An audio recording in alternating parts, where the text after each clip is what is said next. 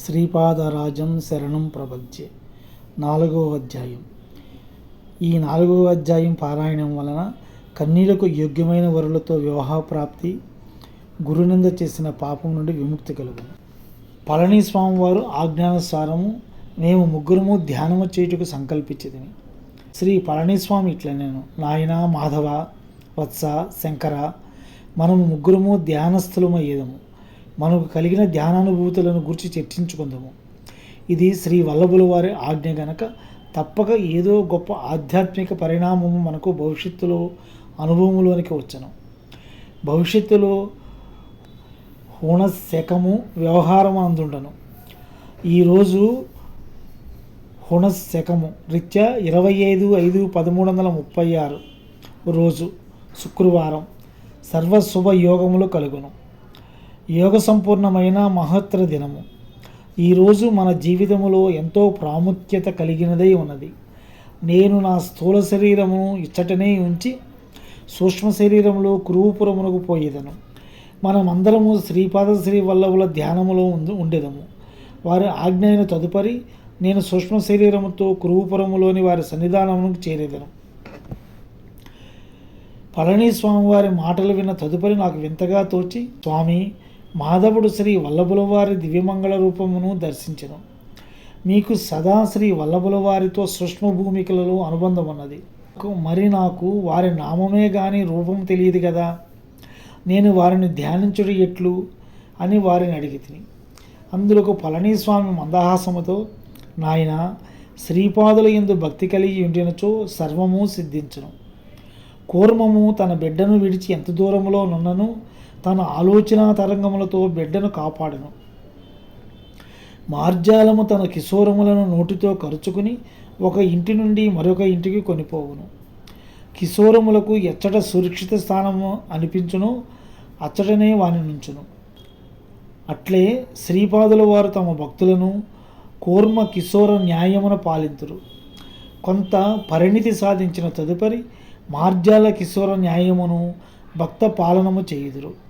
తదుపరి మర్కట కిశోర న్యాయమును భక్త పాలనము జరుగును. ఇందు కిశోరమునకు తన తల్లిని ప్రయత్నపూర్వకముగా అంటిపెట్టుకొనవలసిన అవసరం ఉన్నది. ఇంకనూ పరిణితి సాధించిన పిదప తల్లి చేప వెంటబడి స్వేచ్ఛగా పయనించు పిల్ల చేపల వలె భక్తులుందరు. నీవు ధ్యానమును కూర్చున్నప్పుడు వారే నీకు దర్శన భాగ్యమిత్తురు. శ్రీవల్లభులు అతి ముఖ్యమైన భవిష్య నిర్ణయము ఏదో చేయదలిచి నన్ను సూక్ష్మరూపములో ఈ మహత్తర దినమున కురుపురము రమ్మని సెలవిచ్చినారు. ధ్యానములో వారి ఆజ్ఞ ఏ క్షణమున అగునో ఆ క్షణముననే కురుపురము పోయేదను. అచ్చటి ఏదో మహత్తరమైన సంఘటన జరగబోచున్నది. అది కనులరా గాంచిన మహత్తరమైన అవకాశము శ్రీ దత్తప్రభువులు దయచేసిరి అని పలికి వారు ధ్యానస్థులైరి. తదుపరి నేనును మాధవుడును కూడా ధ్యానస్థులమైతిమి. ఈ రకముగా ధ్యానము 10 గడియల కాలము జరిగినది. అందరమును ఆశ్చర్యముగా ఒకే పర్యాయము ప్రకృతిస్థలమైతిమి. ధ్యానానంతరము శ్రీ పళనిస్వామి మహా ఉల్లాసముగా కనిపించిరి. నేనును మాధవుడును శ్రీ స్వామివారిని తమ ధ్యానానుభూతిని గురించి చెప్పమని ప్రార్థించితిమి. దానికి వారు చిరునవ్వులు చిందిస్తూ ఈ విధముగా సెలవిచ్చిరి. ఈ కలియుగమునందలి జనులకు ఎంతటి మహద్భాగ్యము! కురుపురము గ్రామము చాలా చిన్నది అయినను అక్కడ శ్రీపాదుల వారి యొక్క మహత్వను గమనించిన వేద పండితుడు సద్బ్రాహ్మణుడు అయిన శివశర్మ అనునతుడు తన భార్య అంబికతో కురుపురములోనే నివసిస్తూ ఉండేవాడు. వారిదే కురుపురమునందలి ఏకైక బ్రాహ్మణ కుటుంబము. ప్రతిరోజు అతడు దీవిని దాటి వచ్చి బ్రాహ్మణోచిత కార్యములు ధనార్జనము చేసుకొని తిరిగి కురుపురము చేరేవాడు. అతడు కాశ్యప గోత్రీకుడు, చాలా గొప్ప పండితుడు, అనుష్ఠానపరుడు, యజుర్వేది. శివశర్మకు కలిగిన సంతానము స్వల్పకాలములోనే నష్టమొగుచుండెను. ఎట్టకేలకు ఒక కుమారుడు మాత్రము నిలిచెను. దురదృష్టవశమున అతడు జడుడు, మందబుద్ధి వాడాయను. నిష్ప్రయోజన సంతానం వలన కలిగిన దిగులతో శివశర్మ చిక్కి శల్యమై కాజొచ్చెను. ఒకనాడు శ్రీ వల్లభుల సమక్షములో వేదమును పట్టించి అతడు మౌనముగా నిలుచుండెను. శ్రీ స్వామి మందహాసముతో అతని మనస్సులోని దిగులను గమనించి ఇట్ల నేను, ఇతర చింతలను మరిచి నిరంతరము నన్నే ధ్యానించు వారికి నేను బానిసను. నీ అభిష్టం ఏమిటో తెలపమనెను. అందులకు శివశర్మ, స్వామి, నా కుమారుడు నన్ను మించిన పండితుడు వక్త కావాలని అపేక్షించితిని. నా ఆశలన్నీ ఒమ్ము అయ్యాను. నా కుమారుడు పరమసుంట అయ్యను. ఘటనాఘటన సమృద్ధులకు మీకు వానిని పండితునిగాను ప్రయోజకునిగాను చేయుట కష్టసాధ్యమైన విషయము కాదు. తదుపరి తమ చిత్తము అనెను. అందులకు శ్రీపాదులు, నాయన, ఎంతటి వారికైనను పురాకృత కర్మఫలములు అనివార్యములు. సృష్టి అంతయును అనులంఘనీయమైన శాస్త్రమునకు లోబడి నడుచుతున్నది. స్త్రీలకు పూజాఫలముగా భర్త లభించును, దానఫలముగా బిడ్డలు కలుగుదురు. ఎల్లప్పుడూ దానము చేయవలెను. యోగ్యులు కానీ వారులకు దానము చేయటం వలన అనిష్టములు సంభవించును. సద్బుద్ధి కలవానికి అన్నము పెట్టినచో వాడు చెయ్యి పుణ్యకార్యముల వలన కలుగు పుణ్యములో కొంత భాగము అన్నదాతకు వచ్చును. దుర్బుద్ధి కలవానికి అన్నము పెట్టినచో వాడు చెయ్యి పాపకార్యముల వలన కలుగు పాపములో కొంత భాగము అన్నదాతకు వచ్చును. దానము చేయనప్పుడు అహంకారరహితముగా చేయవలెను. అప్పుడు మాత్రమే అది సత్ఫలితములనిచ్చును. పూర్వజన్మ కర్మ విశేషముననే మందబుద్ధుడు నీకు కొడుకాయను. మీ దంపతులు అల్పాయుషు సంతానము వద్దని పూర్ణాయుషు నిమ్మని కోరిరి. పూర్ణాయుషును సంగీతిని వాని పూర్వజన్మ పాపము హరించి వానిని యోగ్యుడైన పండితునిగా చేయవలెనన్న కర్మసూత్రమును అనుసరించి నీవు నీ జన్మను త్యాగము చేయుటకు సిద్ధమైన ఎడల నేను వానిని యోగ్యుడైన పండితునిగా చేసేదనను అనేది. దానికి శివశర్మ, స్వామి, నేను వృద్ధాప్యములో ప్రవేశించేదిని. నేను నా జీవితమును త్యాగము చేయుటకు సంసిద్ధుడును. నా కుమారుడు మాత్రము బృహస్పతి వంటి పండితుడు వక్త అయిన ఎడల నాకు కావలసింది ఏమున్నది అనెను. అంతటా ఘటన సమర్థులైన శ్రీ చరణులు, సరే, నీవు అనతి కాలములోనే మరణించగలవు. మరణానంతరము సూక్ష్మదేహములో దిశిలానగరమునందు నింబవృక్ష పాదమున నుండి భూగుహలో తపశ్చర్యలో కొంతకాలం ఉండేదవు. ఆ తర్వాత పుణ్యభూమి అయిన మరాఠా దేశమున జన్మనందగలవు. ఈ విషయమును నీవు నీ భార్యకు ఎంతమాత్రమూ తెలియచేయకము అని ఆజ్ఞాపించరి. అనతి కాలములోనే శివశర్మ మరణించెను. అంబిక తన కుమారునితో సహా భిక్షమెత్తుకుని జీవిస్తూ ఉండేది. ఇరుగు పొరుగు వారు చేయు పరిహాసములకు అంతు లేకుండెను. అప్రయోజకుడైన ఆ బ్రాహ్మణ బాలుడు పరిహాసములను భరించలేక ఆత్మహత్య చేసుకోనదలిచి నది వైపునకు పరిగెత్తసాగిన. నిస్సాయురాలైన అతని తల్లి కూడా ఆత్మహత్య చేసుకొనదలిచి అతని వెంట పరిగెత్తసాగిన. పూర్వపుణ్యవశమున దారిలో శ్రీపాదుల వారు ఎదురై వారిని ఆత్మహత్యా ప్రయత్నం నుండి విరవింపజేసి తమ అపార కారుణ్యముతో ఆ మూర్ఖబాలుని మహాపండితునిగా సంకల్పమాత్రము చేత మార్చివేసిరి. అంబికను శివపూజలో శేషజీవితమును గడపమని ఆదేశించిరి. శనివార ప్రదోష సమయమున చేయు శివపూజా ఫలము గురించి వారికి విస్తారముగా తెలియజేసిరి. తరువాత జన్మమున అంబికకు తమతో సరిసమానమైన కుమారుడు కలుగునని వరమిచ్చిరి. అయితే తమతో సరిసమానుడు ముల్లోకములలోనూ లేడు గనక తామే ఆమెకు మరుజన్మనందు కుమారునిగా జన్మించునని నిశ్చయించిరి. అయితే తమతో సరిసమానుడు ముల్లోకములలోనూ లేడు గనక తామే ఆమెకు మరుజన్మమున కుమారుడిగా జన్మించుటకు నిశ్చయించిరి. సమస్త కళ్యాణ గుణములకు నిలయమైన ఓ వాపమే నెరవేరుగాక. నేను ఇంకనూ 14 సంవత్సరములనగా ఈ శరీరమునకు 30 సంవత్సరములు వచ్చు పర్యంతము శ్రీపాద శ్రీ వల్లభ రూపముననే ఉండి ఆ తదుపరి గుప్తమయ్యదను. తిరిగి సన్యాస ధర్మమును అనుసరించు నిమిత్తము నృసింహ సరస్వతి నామము ఉంది. ఆ అవతారములో 80 సంవత్సరములు వయసు వచ్చు వరకును ఉండేదను. తదుపరి కదలీవనమునందు 300 సంవత్సరములు తపోనిష్టలో నుండి ప్రజ్ఞాపురమున స్వామి సమర్థ నామధేయములతో అవతారమును చాలించెదను. అవధూతల రూపములతోనూ సిద్ధపురుషుల రూపములతోనూ అపరిమితమైన నా దివ్య కళలతో లీలలను మహిమలను చేయుచు లోకులను ధర్మ కర్మ అనురక్తులుగా చేసేదనని అనేది. యుగములు మారుకొలది మానవులు అల్పశక్తివంతులు అవుచుందురు. అందుచేత పరతత్వము ఋషీశ్వరుల కోరిక మేరకు క్రింద స్థాయిలకు దిగి వచ్చుచుండును. ప్రభువు శరీరధారి అయి అవతరించుట సంపూర్ణ అనుగ్రహ సూచకము. ఈ విధముగా ప్రభుతత్వము క్రింద స్థాయిలోనికి దిగి వచ్చుచుండుట వలన స్వల్ప మాత్రమైన శ్రమచే మానవులు ఉత్తమ ఫలితములను పొందుటకు వీలు కలుగుచుండును. కావుననే కలియుగమునందలి మానవులు ధన్యులు. కేవలము స్మరణ మాత్రముననే దత్తప్రభువులు వారి యొక్క అనుగ్రహమును కలిగించుచుండును.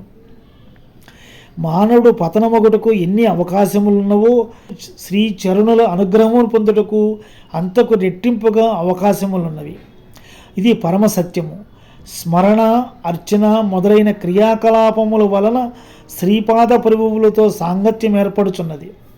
వీటి ద్వారా ఆశ్రితుల యొక్క పాపకర్మములు, దోషపూరితములైన విషయవాసనలు, సంస్కారములు అన్నియును శ్రీపాద ప్రభువుల చైతన్యంలోనికి ప్రవేశించి వారి నుండి శ్రేయోదాయకమైన శుభస్పందనలు వారి ఆశ్రితులలోనికి ప్రవేశించును. శ్రీచరణులు తమ చైతన్యమున చేరిన పాప సముదాయములను, నల్లటి తేజస్సులను ఒక్క పవిత్ర నదీ స్థానములో పోగొట్టెదరు, లేదా తమ యోగాగ్నిలో వాటిని కాల్చి బూడిద చేసి వేసెదరు.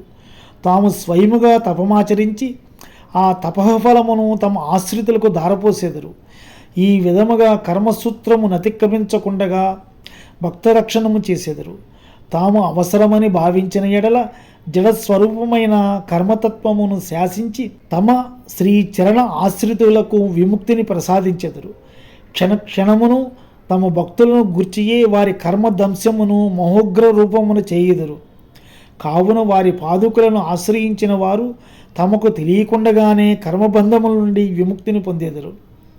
శ్రీ పళనిస్వామి ఈ విధముగా సెలవిచ్చిన తర్వాత నా మనస్సులోని సందేహమును వెలబుచ్చుతూ ఈ విధముగా ప్రశ్నించ సాహసించి తిని, స్వామి, ఏలినాటి శని వంటివి పట్టినప్పుడు శంకరునికైనను ఆ బాధ తప్పదని వింటిని. గ్రహ సంబంధ బాధలను శ్రీ గురు సార్వభౌములు ఏ విధముగా పారద్రోలెదరో తెలుపు ప్రార్థన. నాయన శంకర, ఖగోళమునందలి గ్రహములు జీవుల ఏడ మిత్రత్వ శత్రుత్వములను కలిగి ఉండును. మానవుడు జన్మించినప్పుడు వాని ప్రారబ్ధ కర్మకు అనుగుణముగా గ్రహస్ఫుటములతో జనించి ఆయా గ్రహాచారమును అనుసరించి శుభాశుభ ఫలితములను పొందుచుండును. గ్రహముల నుండి వెలువడు సూక్ష్మ కిరణములు అశుభమును కలిగించునవి అయినప్పుడు వాటి దోష నివారణకు మంత్ర తంత్ర యంత్రముల వలన ఫలితము కనిపించనప్పుడు జప తప హోమములను ఆశ్రయించవలెను. వాటి వలన కూడా ఉపశమనము కలగనప్పుడు శ్రీ గురుపాదుకులే శరణ్యము. శ్రీచరణులు సర్వశక్తి సంపన్నులు. శక్తులలో మంచివి చెడ్డవి కూడా ఉండును. ఆయా శక్తులు కలిగించు స్పందనలు శుభములను అశుభములను వసంగుచుండును. ప్రతి గ్రహమునకును మానవ శరీరమునందలి కొన్ని ప్రత్యేక భాగముల యందు ఆధిపత్యము కలదు. గ్రహబాధలు సంభవించినప్పుడు మానవుల శరీరమునందలి ఏ భాగములందు ఆయా గ్రహములు ఆధిపత్యము కలదో అవి రుజాగ్రస్తముగును. విశ్వ చైతన్యము నుండి ప్రవహించు సూక్ష్మ స్పందనలను గ్రహించినప్పుడు అనిష్ట ఫలములు సిద్ధించును. స్పందనల వలన కలుగు ఆకర్షణ వికర్షణలలో తేడాలు పెరుగును. ఇంత దనుక సజ్జన సాంగత్యము కలిగిన వ్యక్తి దుర్జన సాంగత్యము, నీచజన సహవాసము, అకారణ కలహములు, బంధువియోగము, కుటుంబమునందలి సభ్యులలో వివాదములు, ఆకర్షణ శక్తి తగ్గుట మొదలైన అనిష్ట ఫలములు కలుగుచుండును. విశ్వశక్తుల వలన కలుగు స్పందనలను నిరంతరముగా సృష్టింపబడుచుండును. అవి కొంతకాలం వరకు ఆయా మానవుల యందు పనిచేయుచుండుట స్థితి కార్యము. కాలము శక్తి స్వరూపము. కొంతకాలము గడిచిన తదుపరి ఆ స్పందనలు ఆ మనిషిని వీడి విధిరీత్యా ప్రభావితుడు కావలసిన మనుజుని శరీరమునందు చేరును. తిరిగి కాలచక్రమును అనుసరించి ఫలితములు నిచ్చుచుండును. మానవులు దైవభక్తి కలిగి జప తపములు చేసిన ఎడల వాటి తీవ్రతను కొంతవరకు తగ్గించబడును. మహర్షులు విశ్వ కళ్యాణమును కోరి వివిధ రకములైన యజ్ఞములను చేయుదురు. తమ తపః ఫలితమును దారపోయేదురు. ఈ ప్రక్రియ వలన విశ్వమునందు ఉద్భవించిన అనిష్టదాయకములకు స్పందనలు తర్వాత మనుషుని పీడించుటకు బదులు అవి ఎక్కడ నుండి ఉద్భవించునో అక్కడికి చేరును, అనగా మూల బిందు స్థానముకు చేరును. దీనిని తిరోధానముగా చెప్పవచ్చును. స్వల్పమాత్రము పుణ్యకార్యము చేసినను విశేష శుభ ఫలితము నిచ్చుటకు అనుగ్రహమని అందురు. నాయన, క్రియాయోగ సిద్ధాంతము ప్రకారము సృష్టి, స్థితి, లయ, తిరోధాన అనుగ్రహములను నీకు వివరించి తిని. నీవు ధ్యానమున చూసిన ముస్లిం సాధువులో భవిష్యత్తులో శ్రీపాద శ్రీ వల్లభుల శక్తి విశేషముగా ప్రవహించును. నింబవృక్ష పాదముననున్న భూగ్రహములోని 4 నందాదీపములను నీవు చూడగలిగితివి. అది అసాధారణమైన విషయము. శ్రీపాద శ్రీ వల్లభులు ఏదో మహత్తర ఉద్దేశ్యములు దృష్టిలో ఉంచుకుని నీకు ఈ అనుభవమునిచ్చిరి. దాని యొక్క అంతర్యము వారికి మాత్రమే విదితము. వారి లీలలు చాలా మహత్తరమైనవి, నిగూఢ ప్రయోజనము కలిగినవి, అంతేకాకుండా ఇతరులకు చెప్పకూడనివి, దైవరహస్యంలో కూడా అయి ఉండవచ్చును. వారు అనుమతినిచ్చిన మేరకు మాత్రమే నేను నీకు వివరించగలను. సమస్త సృష్టియును శ్రీపాద శ్రీ వల్లభులు వారి కనుసన్నలలో మెలుకును. వారికి వారే ప్రమాణము, వారికి వారే సాటి.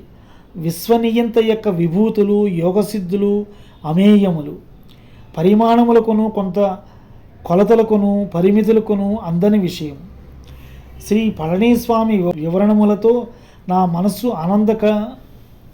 ఆనంద కందళితమైనది.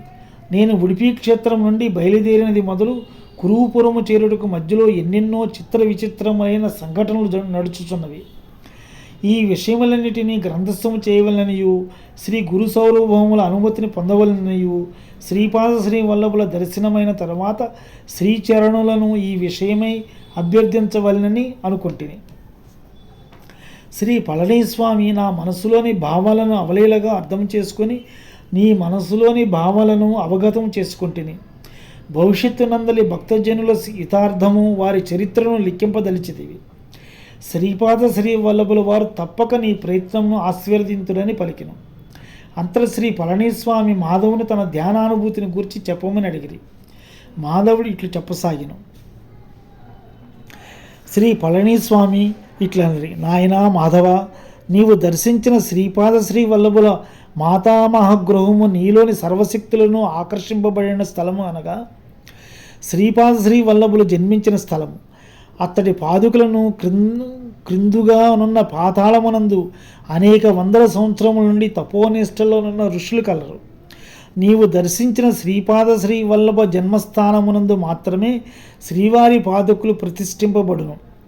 పాదుకులు ప్రతిష్ఠింపబడిన కొన్ని సంవత్సరములకు అప్రయత్నముగా శ్రీపాద శ్రీ వల్లభ చరితామృతము వెలుగులోనికి వచ్చును. నీవు కూర్చుని ధ్యానము చేసిన స్థలమునందు శ్రీపాద శ్రీ వల్లభులు, వారి పూర్వ అవతారమైన శ్రీ దత్తాత్రేయులు, వారు తదుపరి అవతారమైన శ్రీ నృసింహ సరస్వతులు యొక్క విగ్రహమూర్తులు ప్రతిష్ఠింపబడును. ఆ తర్వాత ఆ క్షేత్రంలో విస్తారముగా లీలలు జరుగును అని తెలియజేసిరి. అనంతరం శ్రీ పళనిస్వామి కొంతసేపు మౌనం వహించిరి. మా గుహకు దగ్గరలోనే ఉన్న నవయువకుని శవమును బయటకు తీయమని చెప్పిరి. శవము బయటకు తీసిన తర్వాత ప్రణవం నొచ్చరింపసాగిరి. శ్రీపాదరాజం శరణం ప్రపద్యే అనే ఘోషతో వాగ్రేశ్వర శర్మ అనుదించెను. శ్రీ పళనిస్వామి నవయువకుని శవములో ప్రవేశించిరి. అంతటా వయోభారము చేత శిథిలమైన ఆ పళనిస్వామి వృద్ధ శరీరమును సమీపస్థమైన నదిలో పారవేయుటకు వాగ్రి రూపంలోనున్న వాగ్రేశ్వర శర్మ తీసుకుని పోయిను. నూతన శరీరములో ప్రవేశించిన పళనిస్వామి ఇట్లు ఆజ్ఞాపించిరి, మీరు తక్షణము ఇచ్చటి నుండి పోవలెను. నాయనా మాధవ, నీవు విచిత్రపురమునకు పొమ్ము. నీవు సూక్ష్మ శరీరములో పీఠికాపురములోని పుణ్యవంతులను దర్శించినావు. ఈ జన్మకు నీకు అది చాలును. నాయనా శంకర, నీవు తిరుపతి మహాక్షేత్రమునకు పొమ్ము. మాధవ, మీకు శ్రీపాద శ్రీ వల్లభుల అనుగ్రహము కలుగునుగాక. అంతటా మాధవుడు విచిత్రపురం వైపు, నేను తిరుపతి వైపు ప్రయాణించితిని. శ్రీ చరణులకు అంతెక్కడ. శ్రీపాద శ్రీ వల్లభులకు జయము జయము. శ్రీపాద రాజం శరణం ప్రపంచే. 4వ అధ్యాయం సంపూర్ణం.